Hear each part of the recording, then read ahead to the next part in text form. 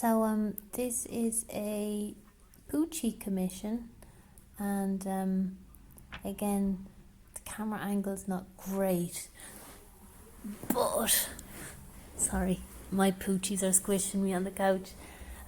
So I kind of started off always with watercolor because they are water-based and sort of translucent. If you think of oils or acrylics, you can lay down a black and you can put a pink on top.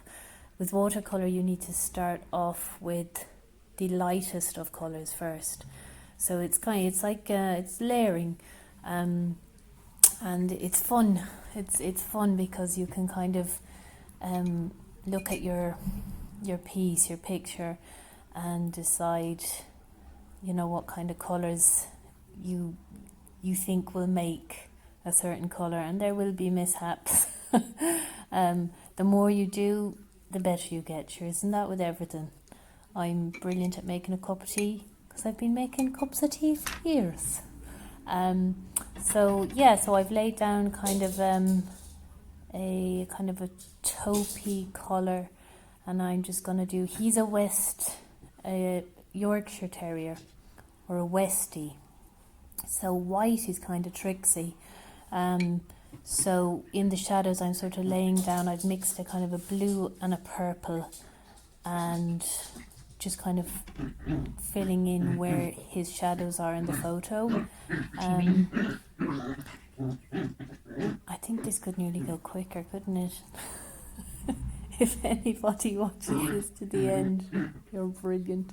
But it does get it's so funny, you start a painting like this, and it doesn't matter how many times, and you kind of go, Jesus.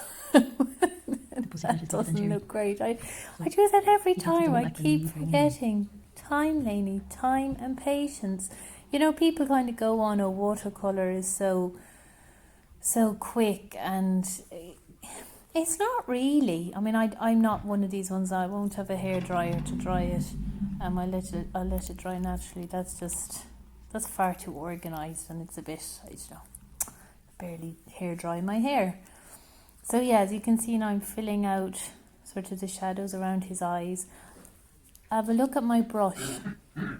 It's quite a fat, round brush, and I love this one because it sort of comes to a, how would you kind of call it, like a peak of a few hairs, so you can really you can get in fine details even though it's a big brush. And so here what I've done is that I wet that daffodil first, and I just then dropped in some colour. That's kind of wet on wet. I'm not great at knowing all the different terms, but that's not exactly a tricksy term. And then the lovely thing about watercolour, it is a magical medium, because you can just pop down colours and then pop in another colour. I love that. So you don't have to kind of go, okay, this leaf is green, you can pop down a green and then a different colour green and a bit of lemon yellow, and you can pop in a bit of blue, and I love when it all runs into each other. And watercolour, it always dries lighter. So I tend to sometimes maybe put on extra, I load my brush with more kind of colour, because you sort of think, oh jeebers, but it will go down lighter. So the photo sent they were just in a lovely field of daffodils, and I wanted to include that because the daffodils, they're just lovely, and especially this time of year. So here I'm just kind of dropping in some colours, and Jesus, I'm getting sick of hearing myself speak. I hope you're not. Now the eyes, Pooch's eyes, is no more like human eyes. This is building up too, so I lay down a very soft reddish brown colour. I think if you look at every dog's eyes, there's a reddish brown colour, an undertone. So I laid that down, and then I did leave a white circle. So that's the paper, what you're seeing there. There is, of course, masking fluid, and you can leave that down and then paint over that. But sure, look, we'll Do you know what? Oh, there, geez, it's taking me time getting the paintbrush there. So now I'm going in with a bit of darker, just kind of outlining the eyes, because usually if you look at a dog's eyes, they have kind of a darky.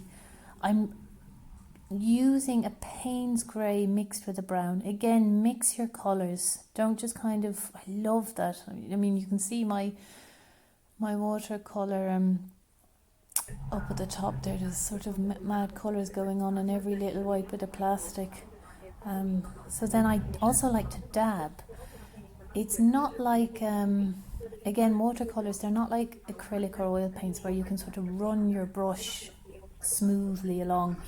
Yes, you can in certain times, maybe when it's dry and when you're doing a wash, like a lot of wet. But for little areas like that, I sometimes like to just dab it. So I'll sort of slightly dab the colour.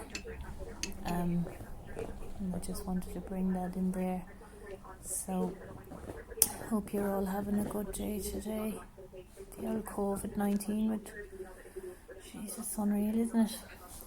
Anyways, okay, so there's a shadow in her nose. Actually, no, it might be this little dog, it might be a boy. And see the way, like, don't ever give up, because initially you're kind of going, is this your one? It's a bit of a... It doesn't look like a dog. It's getting there. So this is where I do use the black for the nose, the nostrils, but very rarely use black. Payne's grey, guys. Oh, beautiful. So there's the Westie, and he's coming on quite nicely. He's got the sort of the purpley blue, and there I'm just using the very tip of my large round brush to create little sort of lines, little hairlines. See the eyes now? I know we missed a little bit there, but should we be here all day?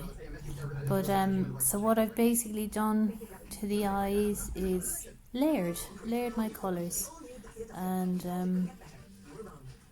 they look cute, don't they? And the little nose as well. I put down that slightly pinky colour before I went in with my greys. Look at that. Little epoxy mess. I love it. So yeah, so there's still kind of more to do. I won't